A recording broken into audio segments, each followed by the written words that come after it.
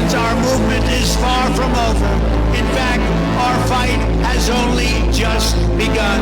We are one movement, one people, one family, and one glorious nation under God. So with American pride swelling in our hearts and American courage stirring in our souls, I say these words to you. We will make America great again. Guys, you got to watch this. You got to watch this. Crazy stuff. Let's go. So I'm not concerned about war. Guys. What I'm concerned of is miscalculations and military operation based on misinformation and disinformation campaigns. It is obvious to us that there are certain elements, certain parties who want to drag President Trump into this war for their own benefits. And I think President Trump is wise enough to make a correct decision. How can a meaningful negotiations process be jump-started right now? A meaningful negotiation should be based on trust. And unfortunately, we have lost our trust to the United States as a negotiating partner. We need to overcome this mistrust. There are now some intermediators, some friendly countries in the region who are trying to build this confidence. It is difficult, but they are trying. So I see the possibility of another talk if the US negotiation team follows what President Trump said, to come to a fair and equitable deal to ensure that there is no nuclear weapons.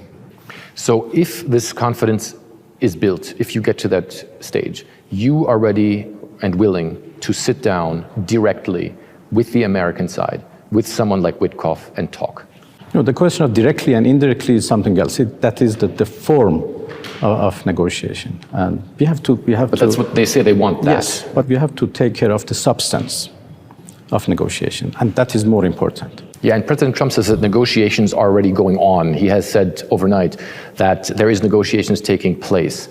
How does that work right now with this confidence building, with countries in the region also helping? That is through intermediators. As I said, there are some countries who convey messages and who are trying to build confidence and to prepare the ground for a meaningful negotiation. And we are working with them. And we are exchanging messages. Would you say that these talks that are going on right now are fruitful and can lead to a de-escalation of the situation to a point where real talks can take place? I think so far, yes, fruitful. Things like enrichment, things like ballistic missiles, things like proxy forces in the region. I know that the United States has talked about wanting to negotiate about that as well. Is that completely out of the question for you, or is that something you could at least talk about? President Trump said no nuclear weapons, and we fully agree with that. That could be a very good deal. Of course, in return, we expect sanction lifting. So that deal is possible. Let's do not talk about impossible things.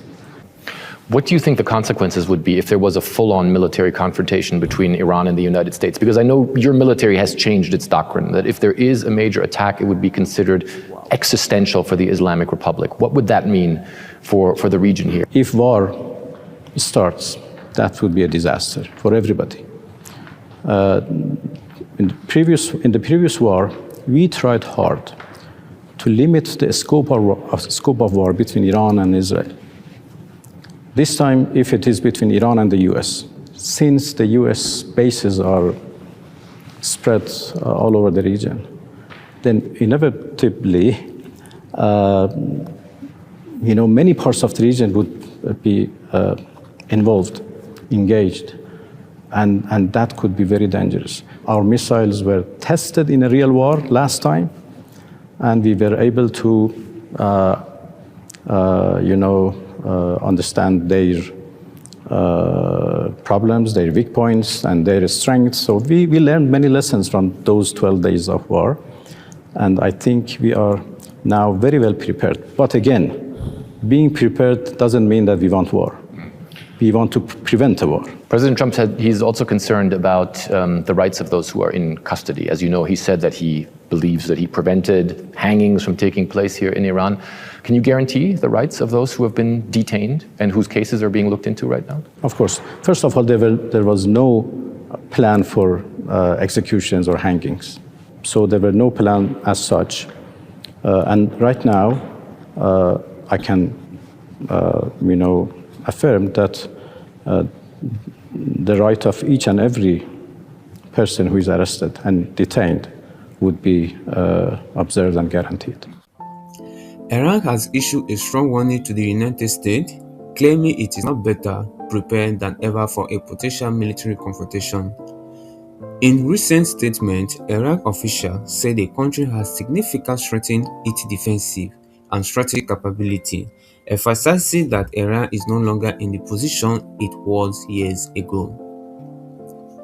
According to Tehran, any future conflict will be met with what it described as a decisive and a calculated response.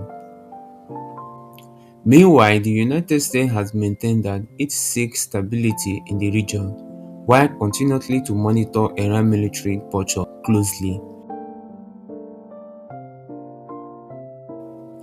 Analysts say the exchange of rhetoric reflects a broader power struggle, one that could have serious consequences not just for the Middle East but for global security.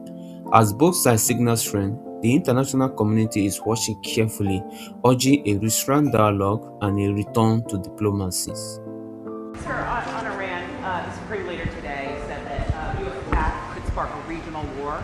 Do you have any response to that? Why wouldn't he say that? Of course you're going to say that, but we have the biggest, most powerful ships in the world over there, very close, a couple of days, and hopefully we'll make a deal. If we don't make a deal, then we'll find out whether or not he was right. Please, if this is your first time watching this video, please you can hit up the subscribe button, like and share this video for more videos like this to come in the future. Peace out.